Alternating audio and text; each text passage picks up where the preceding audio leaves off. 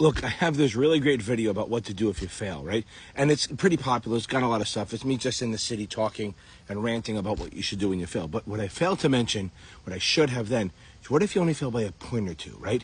So if you fail by a lot, you know you got your ass kicked, right? You know that you need to study. You know that you need to kind of work on, like, you know the topics you have to work on because you go, oh my God, I don't know options. I don't know this. I don't know that. Any kind of test you're taking, if you get a 50 or 60, which sucks, okay?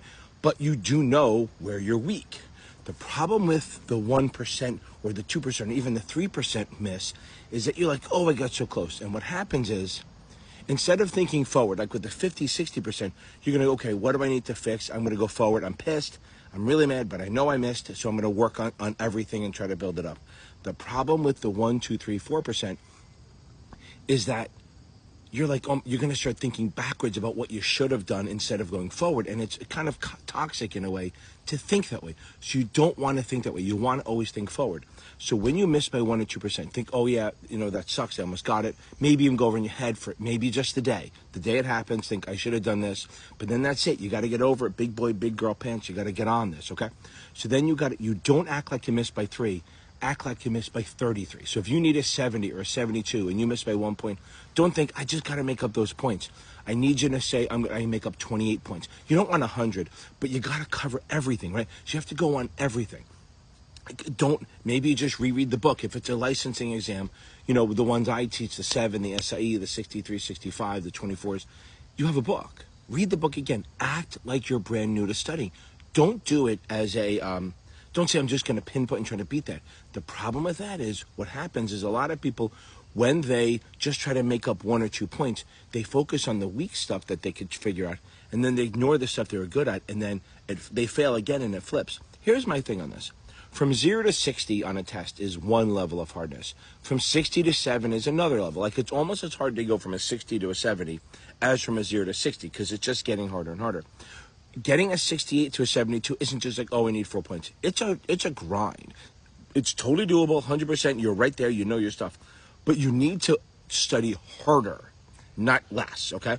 And I don't mean, let's say, I said not harder, like longer hours, better. Focus on adding knowledge instead of memorizing questions. And that's another thing. A lot of people say, oh, just take a lot of questions.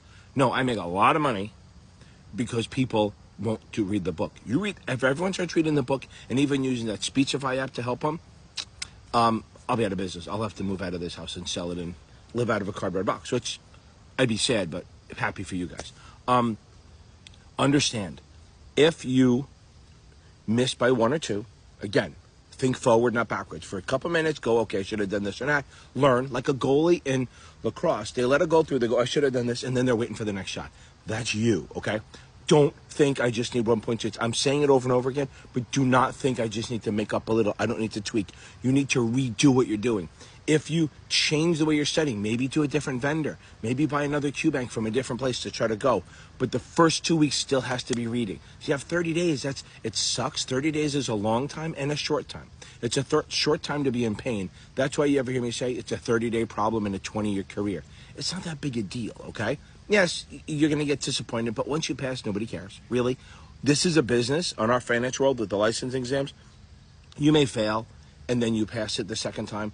And once you pass, nobody gives a shit. They go, oh, you got through it, fine, you're in. But again, focus on adding knowledge for the first 2 weeks. So again, 30 days is a short time to be in pain, but it's a long time to study. 2 hours a day, max. Don't go more than that. Don't ruin your life still. Again, this is if you miss by 1 or 2. The other, it's kind of the same idea with if you miss by a lot.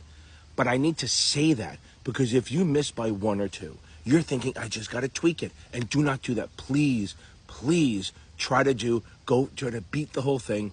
Try to increase everything by 10%. If you beat everything by 10%, you got this, okay? So be confident. The 1 or 2% is great. That means you know your shit, but don't act like it. Please be humble and go, I don't have this yet. I need to improve by 15% across the board.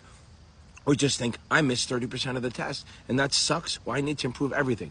Look, I have confidence you're going to do it. I have no doubt you're going to pull this off. If you have any questions and you don't want to pay for my ridiculously expensive tutoring, I do a free Q&A every Tuesday and Thursday night, 8:30 p.m. Eastern, on the two of you. It's free. You don't even have to be a subscriber. You can go on. You can't ask questions, but you have to be a subscriber, which is free.